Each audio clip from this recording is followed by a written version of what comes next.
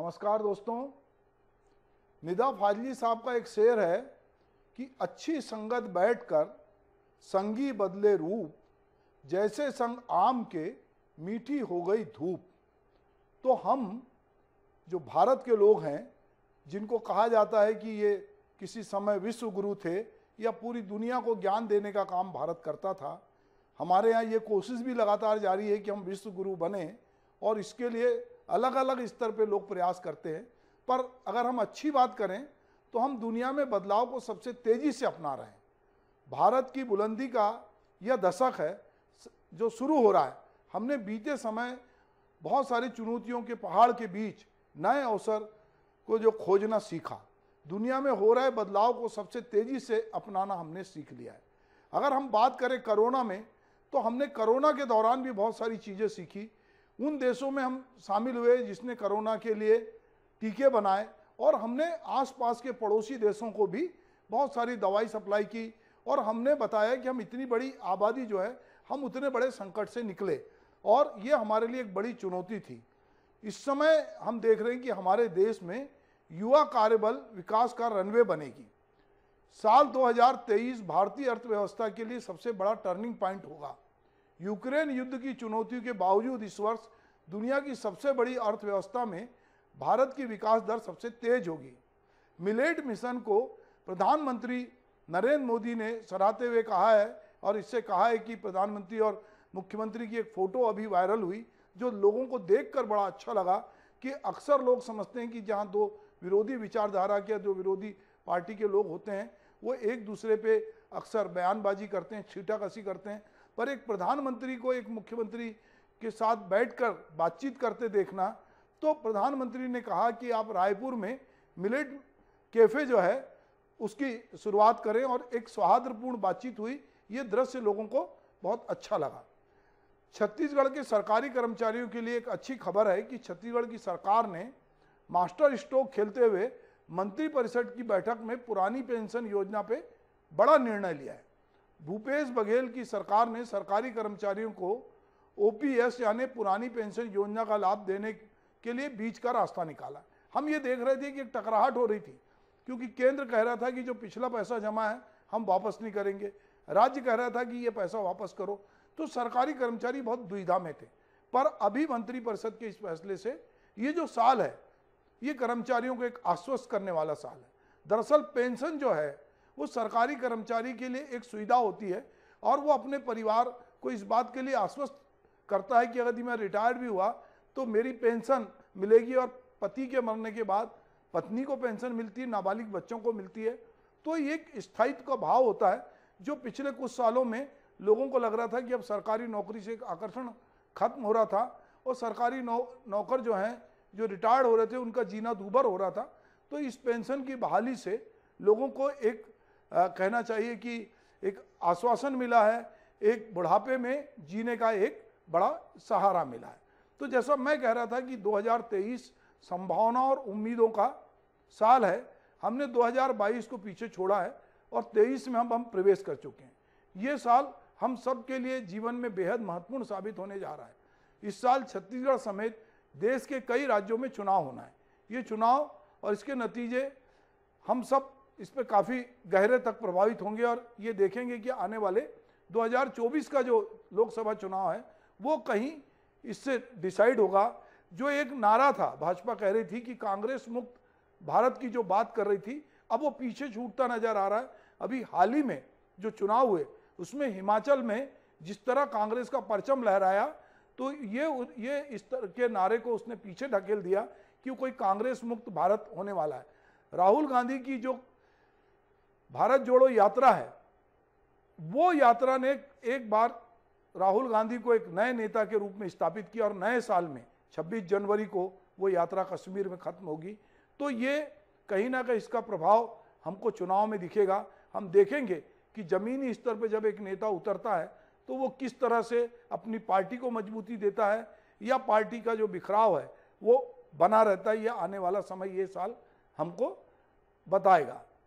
तो हमको जो ये है कि विवेकपूर्ण हम अपने इस्तेमाल कैसे करते हैं लोकतंत्र में अपने वोट का, ये हमको देखना है। 2 साल कोरोना के प्रभाव के चलते डगमगाई हुई अर्थव्यवस्था को बेहतर स्थिति में लाने की चुनौती हमारे सामने होगी। सितंबर 2022 में ब्रिटेन को पछाड़कर भारत दुनिया की 5वीं सबसे बड़ी अर्थव्यवस्था बन गया है। 2023 में इसमें और रफ्तार देखने को मिल सकती है। यह देखते हुए कि चीन कम कुशल अकुशल श्रम जैसे कपड़े, जूते, चमड़ा, चीनी मिट्टी की वस्तुओं की आवश्यकता वाले विनिर्माण क्षेत्रों को कम महत्व दे रहा है, अतः भारत के पास इसके लाभ उठाने का एक मौका है। अधिकांश बहुराष्ट्रीय निगमों द्वारा चीन +1 रणनीति का उपयोग एक अवसर प्रस्तुत कर सकता है।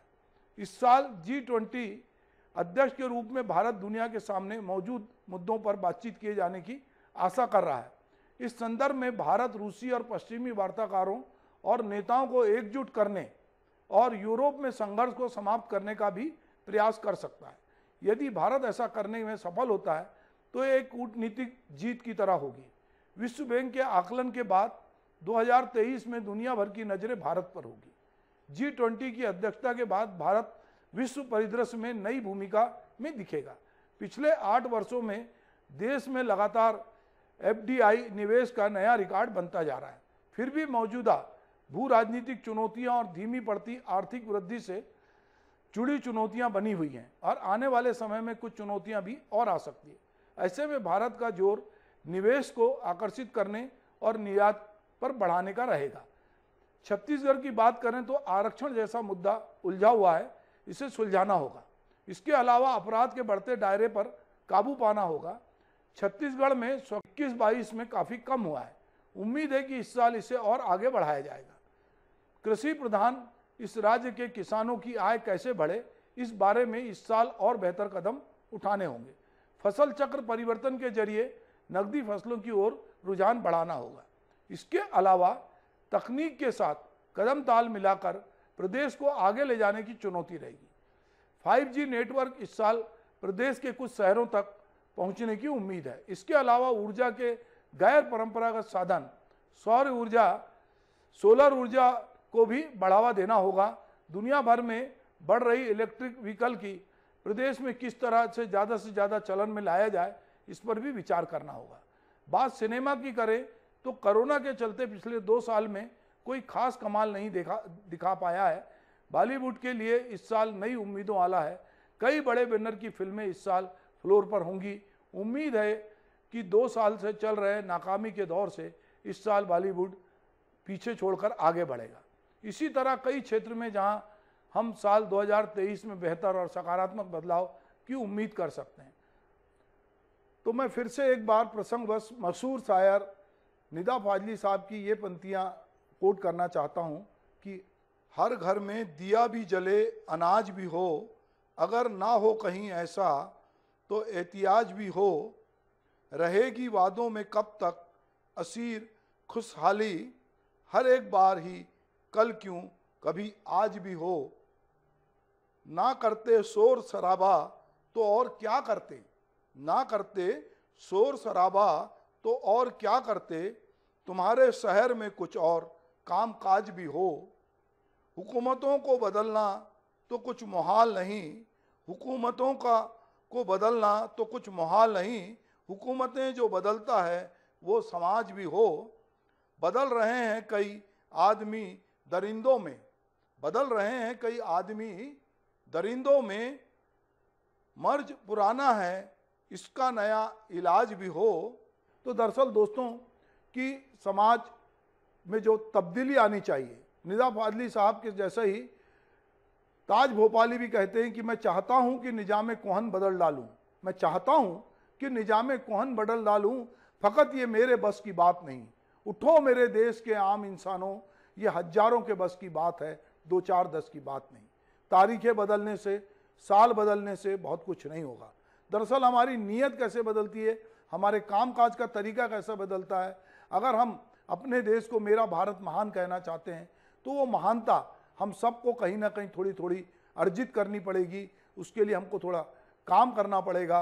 जो लोग हैं जहाँ कहीं भी, उनकी पीड़ा को समझना पड़ेगा। और अगर हम चाहते हैं कि पूरी दुनिया बेहतर हो तो हम तो मुक्तिबोध की तरह भी बात करनी पड़ेगी कि जैसी है दुनिया उससे बेहतर चाहिए और सारा कचरा साफ करने को बेहतर चाहिए। तो उम्मीद करते हैं कि 2023 में बहुत सारी चीज़ें सकारात्मक होगी। जो लोग अपने अलग अलग मंसूबे पालकर सोचते हैं कि समाज जाति आपस में लड़ेंगी, उनके मंसूबों पे पानी फिरेगा, वो कभी सफल नहीं होंगे। क्योंकि हम जिस तरह से अनेकता में एकता हमारी ताकत है, और जिस तरह हम लोग एक साथ, अभी हम लोगों ने कई मुसीबतों को झेला है, हम पूरे भारत के लोग कश्मीर से कन्याकुमारी तक एक होंगे। जो भारत जोड़ो की एक यात्रा निकली है, दरअसल यात्राएं तो ऐसी निकलती रहेगी, पर यदि हम दिल से दिल जोड़ेंगे और हम आपस में एकजुट रहेंगे और अपनी राष्ट्रीय भावनाओं को हम बलवती रखेंगे, हम आपसी भाईचारा रखेंगे, तो निश्चित रूप से ये जो साल है 2023, ये हमारे लिए सकारात्मक होगा। और पूरी दुनिया जो हमारी तरफ देख रही है, तो हम एक बड़ी ताकत हैं, एक बड़ा बाजार है, एक बड़े उपभोक्ता भी है, तो इसको हम लोगों को कोई खारिज नहीं कर सकता। तो उम्मीद की जा सकती है कि 2023 ये जो साल है हमारे लिए, हमारे देश के लिए और पूरी दुनिया में भारत एक बार फिर से अपना नाम चमकाएगा, हम ये उम्मीद करते हैं। तो मैं चाहता हूं कि ये जो सकारात्मकता है जिसकी बात मैं कह रहा हूं, ये बनी रहे। नमस्कार।